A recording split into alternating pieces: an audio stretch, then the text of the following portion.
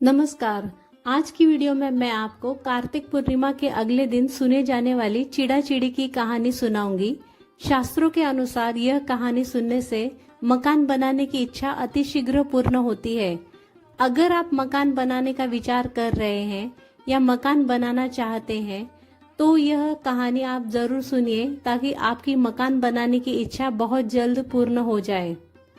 कार्तिक स्नान जो करते हैं वो यह कहानी जरूर सुनते हैं, लेकिन अगर आपने कार्तिक स्नान नहीं भी किया है तो भी आप अपने मकान बनाने की इच्छा पूर्ण करने के लिए यह कहानी जरूर सुनिए।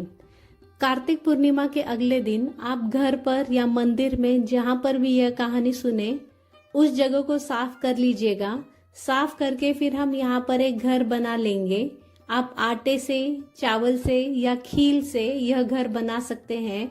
फर्श पर थोड़ा साफ करके हमें ये घर बनाना है। आपके घर के आसपास कोई मंदिर है, अगर आप मंदिर जाते हैं तो वहां पर भी घर बना लीजिएगा। और अगर आप मंदिर नहीं जा पाते तो आप अपने घर पर भी इस तरह से मकान बना लीजिएगा। उसके बाद आप यह कहानी सुनिए। जितना बड़ा आप अपने लिए मकान बनाना चाहते हैं उतना बड़ा मकान हमें बनाना है। घर के बीचों बीच जो ब्रह्म स्थान होता है वहां पर हम स्वस्तिक बना लेंगे। आप चाहे तो आटे से स्वस्तिक बना सकते हैं, चंदन से बना सकते हैं, अष्टगंध से बना सकते हैं, हल्दी, गेरू या कुमकुम से भी स्वस्तिक बना सकते हैं। यहाँ पर हमने स्वस्तिक को ही गणेश जी का स्वरूप मानकर पूजा कर ली है। थोड़े से अक्षत, कुमकुम, फूल चढ़ाकर स्वस्तिक की पूजा कर ली है। अब मकान के बीच में हमें चिड़ा चिड़ी को बिठाना है, तो आटे से हम लोग चिड़ा चिड़ी बना लेंगे। तो यहाँ पर कोई विशेष आकृति बनाने की जरूरत नहीं, सिर्फ ऐसा लगना चाहिए कि हाँ, चिड़िया और चिड़ा बैठे हुए हैं। पक्षी की आकृति हमें बनानी है, तो यहाँ पर हमने चिड़ा बना लिया है और चिड़ा को हम बैठा देंगे। फिर हम चिड़िया भी बना लेंगे। मकान के बिल्कुल बीचों बीच हमें चिड़ा चिड़ी को बिठा देना है। उसके बाद फिर हमें इनका पूजन करना है और कथा सुननी है। कार्तिक पूर्णिमा के अगले दिन यानी पड़वा को आप यह कथा सुबह के समय भी सुन सकते हैं, चाहे तो आप शाम के समय भी यह कथा सुन सकते हैं। घर बनाने के बाद घर के चारों कोने में हम दीपक रख देंगे। घर के बीचों बीच में भी एक दीपक रखेंगे। चारों तरफ उजाला होना चाहिए। आप बाहर की तरफ चाहे तो दीपक रख दीजिए या फिर मेन गेट पर मोमबत्ती भी रख सकते हैं। इसके बाद हम जल के छींटे लगाकर शुद्धिकरण कर लेंगे। सारे दीपक जला लेंगे और आप चाहे तो ये दीपक आप सरसों के तेल से जला सकते हैं या घी से भी जला सकते हैं। फिर हम पूजन शुरू करेंगे। तो सबसे पहले हम वस्त्र रूप में कलावा समर्पित कर देंगे। रोली से हम तिलक लगा देंगे। दियो को भी हम तिलक करेंगे। चिड़ा चिड़ी को भी तिलक करेंगे। उसके बाद चावल समर्पित कर देंगे। तिलक के ऊपर भोग के स्वरूप में हम खील, बताशे समर्पित कर देंगे। घर के सभी कमरों में हमें खील रखनी है ताकि पूरा घर अन्न धन से भरा पूरा रहे। इस तरह हम पूजा कर लेंगे। खिचड़ी का भोग हमें जरूर समर्पित करना है, क्योंकि इस दिन मूंग दाल की खिचड़ी का दान जरूर किया जाता है। साथ में ही दक्षिणा भी हम रख देंगे। इस तरह हमें पूजा करनी है। भोग चढ़ाने के बाद हमें 1 लोटा जल भी रख देना है। हाथ में मूंग चावल की खिचड़ी ले लेंगे। फिर हम चिड़ा चिड़ी की कथा शुरू करेंगे। तो चलिए मैं आपको चिड़ा चिड़ी की कहानी सुना देती हूँ। बहुत समय पहले की बात है। 4 चिड़िया थी। चारों आपस में सहेलियां थी। चारों कार्तिक स्नान करती थी। आई पड़वा, चारों ने सोचा चलो खिचड़ी बनाए। एक चिड़िया चावल लेकर आई, एक चिड़िया दाल लेकर आई, एक चिड़िया घी लेकर आई।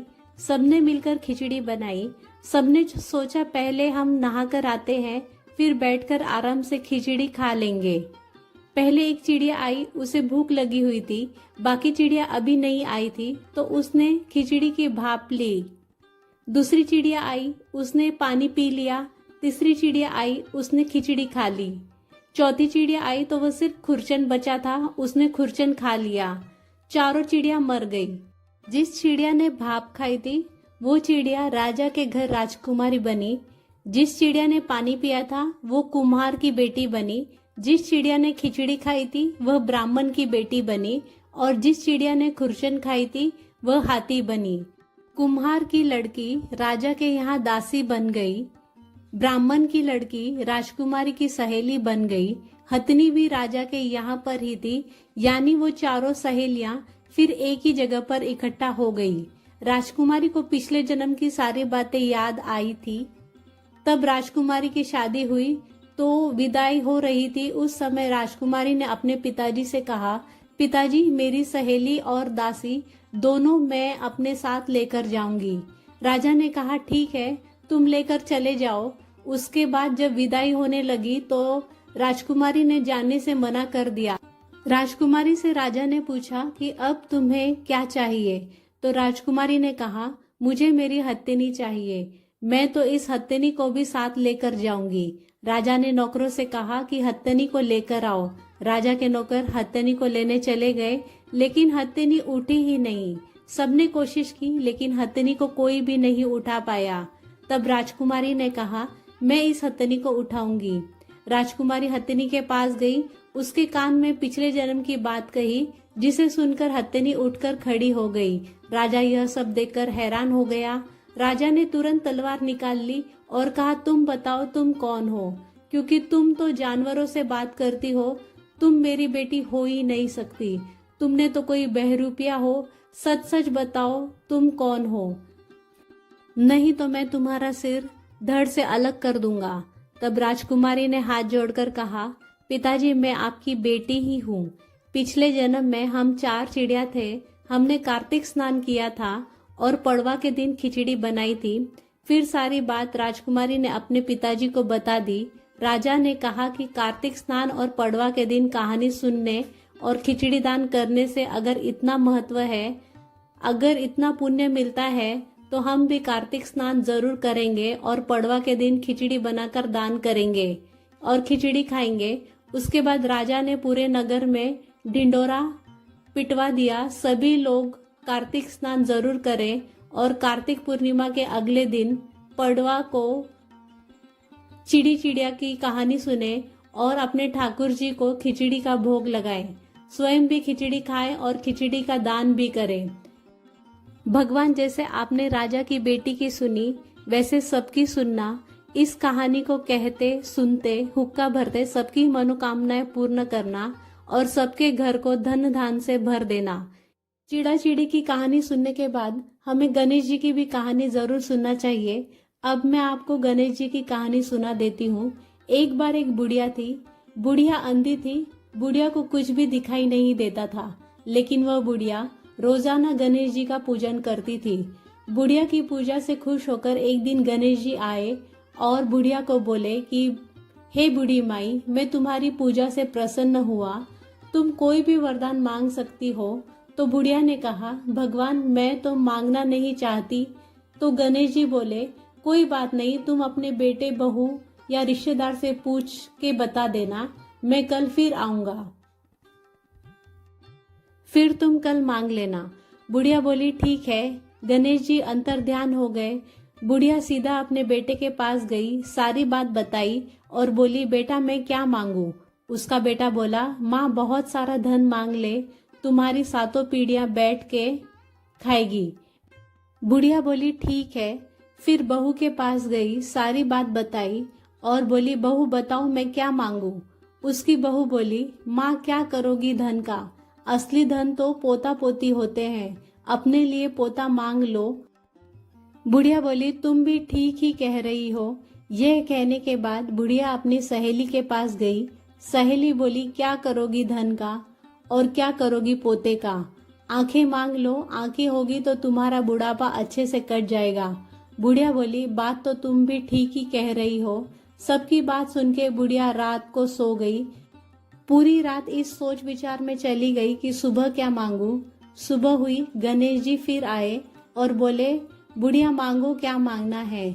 बूढ़ी माई बोली कि गणेश जी मांगना तो मैं नहीं जानती, अगर आप देना ही चाहते हो तो बस इतना दे देना कि मैं अपने सोने के महल में, सोने के पालने में अपने पोते को झूलता हुआ देखना चाहती हूँ। गणेश जी तो जोर जोर से हंसने लगे।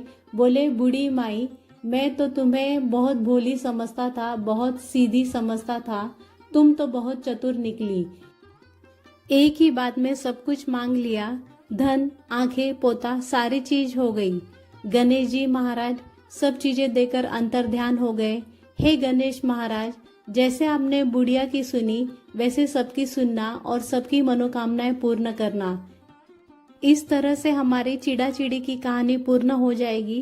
कहानी सुनने के बाद हमने जो चावल हाथ में लिए थे वो हम चिड़ा चिड़ी को और जल के लोटे में डाल देंगे। तो इस तरह से हमें कहानी सुननी है।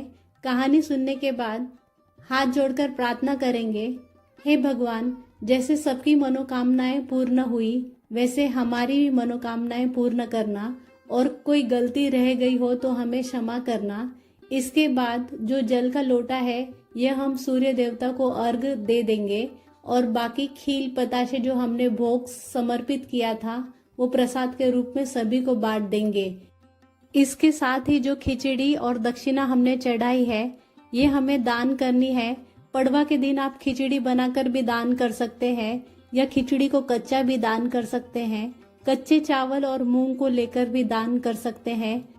खिचड़ी का दान आप इस दिन जरूर कीजिएगा, और अपने ठाकुर जी को भी इस दिन आप खिचड़ी का भोग लगाइएगा। स्वयं भी खिचड़ी का सेवन जरूर करें।